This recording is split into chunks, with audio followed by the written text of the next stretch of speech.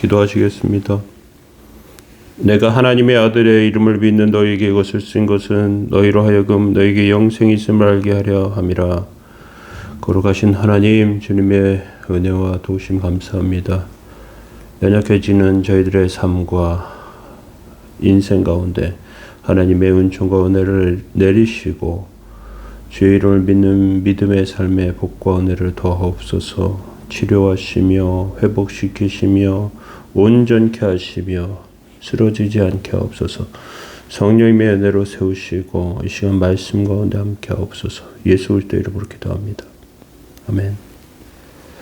찬송가 325장 2절 찬송 드리시겠습니다.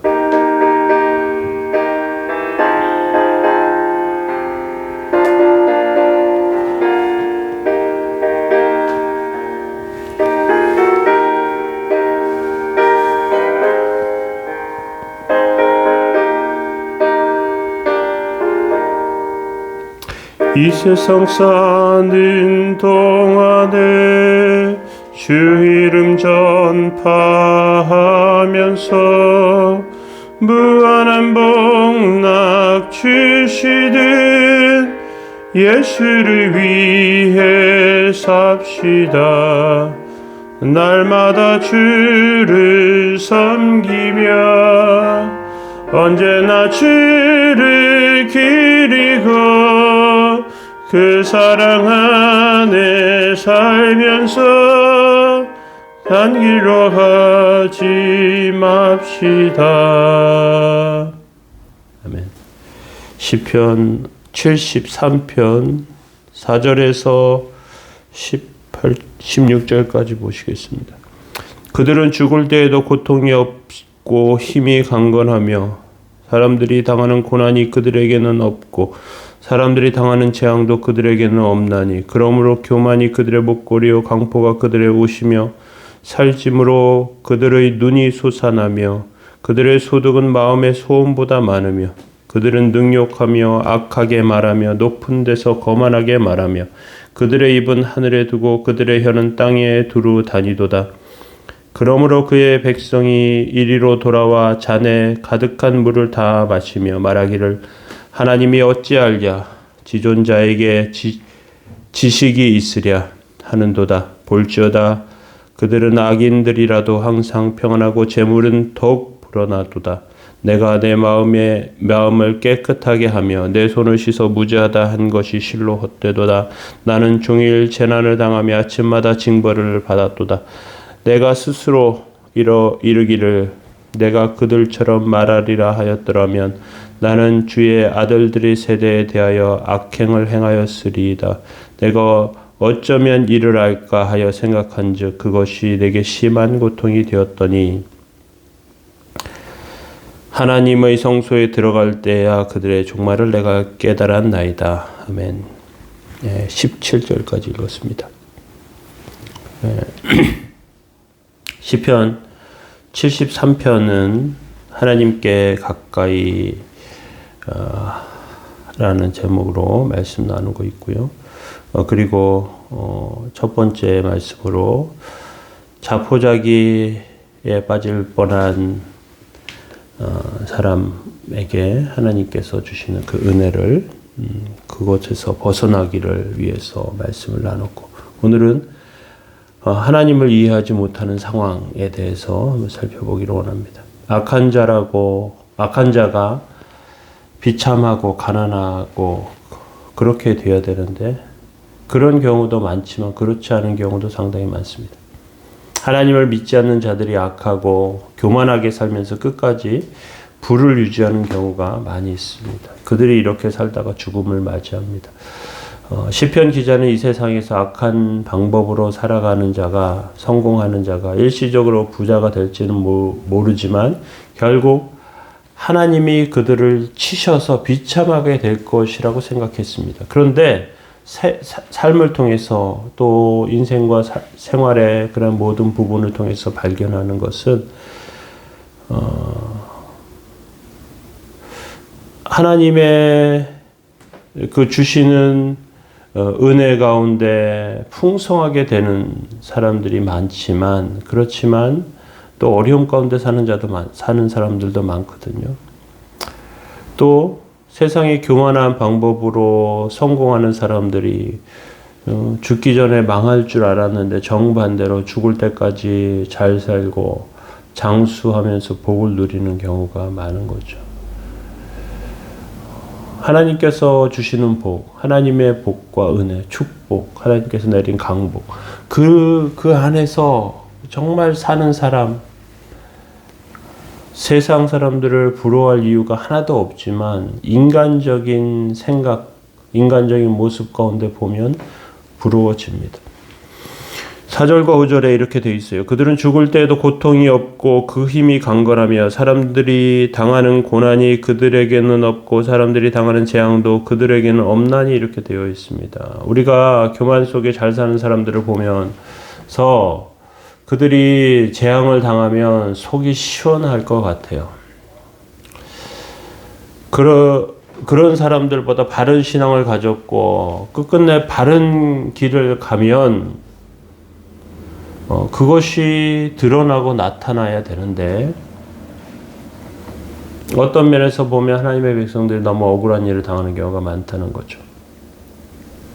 시편 기자는 하나님을 믿는다고 하면서 종일 재난을 당하고 아침마다 징벌을 받는단 말이죠. 그런데 악한 자는 교만하고 또 오만하게 그렇게 사는데 그런 것조차 없어요. 그러면서 그들은 더 기고만장하게 행동합니다. 겁나는 것 없이 하나님과 성도들 없이 여깁니다. 시편 기자는 신앙생활을 해봐야 소용이 없다는 생각까지 듭니다. 6절을 보십시오. 그러므로 교만이 그들의 목걸이이고 강포가 그들의 옷이며 이렇게 되죠. 교만의 목걸이를 달고 강포의 옷을 입었다 이렇게 표현합니다. 교만한 걸, 악한 걸 드러내놓고 자랑하는 경우가 많습니다. 강포의 옷, 폭력을 휘두르고요. 잘못된 것을 하죠. 폭언을 합니다. 사람을 없이 여깁니다. 이게 얼마나 분노를 치밀어 오르게 만드는지 몰라요. 7절에 그들을 이렇게 표현합니다. 살점으로 그들의 눈이 솟아나며 그들의 소득은 마음의 소원보다 많다. 얼마나 살이 쪘는지 눈이 튀어올랐습니다. 더 살찔 때가 없으니까 눈까지. 돈이 얼마나 많은지 자기 수입 생각보다 수입이 넘쳐요. 겁나는 것이 없죠. 그런데 이들이 보기에 하나님을 믿는 사람들이 기분이 나빠요. 그들은 뭔가 고상하고 존귀한데 가난해요. 또 약하긴 엄청 약합니다. 부족한 것 같아요. 별거 없는 것 같아요. 그런데 고상하단 말이죠. 교만한 자들은 이것을 가지고 하나님의 백성을 마음껏 욕합니다. 8절에 그들이 어떻게 욕하느냐. 그들은 능욕하며 악하게 말하며 높은 데서 거만하게 말한다. 그렇게 말하고 있습니다. 이들은 하나님의 백성을 보면 기분이 좋지 않습니다. 가난하면 아첨이라도 해야 되는데 아첨을 하지 않아요. 비굴해야 되는데 비굴하지도 않아요. 그러니까 욕하고 능욕합니다. 그러면서 세상의 성공이 최고지 하나님 믿는 게 뭐가 중요하는 식으로 말해요. 학교에 일진들, 힘 자랑하는 아이들이 좀 약해 보이는 아이들을 함부로 대합니다. 군대에 갔더니 조금 계급이 높고 뭔가 힘 있는 놈이 신병들, 힘없는 사람들을 함부로 괴롭힙니다. 끝에 가서 그들은 이렇게 말해요. 그래도 되는 줄 알았다고 말합니다. 그런데 그 결과에 악한 행동의 결과를 보게 되어 있습니다. 잊지 마시기 바랍니다. 학폭이 드러나서 문제가 된 그런 사람들이 얼마나 많은지 몰라요. 결국 중요한 자리로 가려고 하고 또 뭔가 큰 것 이루려고 할 때 결국 문제가 생겨버립니다. 그들은 교만의 잔을 마시고 있는 것입니다. 10절에 이렇게 말해요. 그러므로 그의 백성이 이리로 돌아와 잔에 가득한 물을 다 마시며 이렇게 말씀합니다. 세상이 교만한 자를 추종합니다. 그 이유는 그들의 상에 빵부스러기가 많이 떨어지기 때문에 그렇습니다. 그런데 세상은 자기들이 빵 부스러기만 먹는 걸로 생각하지만 실제로는 독약을 마시는 것입니다. 이것이 무서운 심각성을 깨닫지 못해요. 누구의 말을 듣느냐에 따라서 영혼의 가치가 달라지는 것이고요. 누구의 행동을 동경하느냐에 따라서 행동과 삶의 양식이 바뀌는 것입니다. 그것이 좋다고 가면요, 결국 그것으로 망하게 되어 있습니다.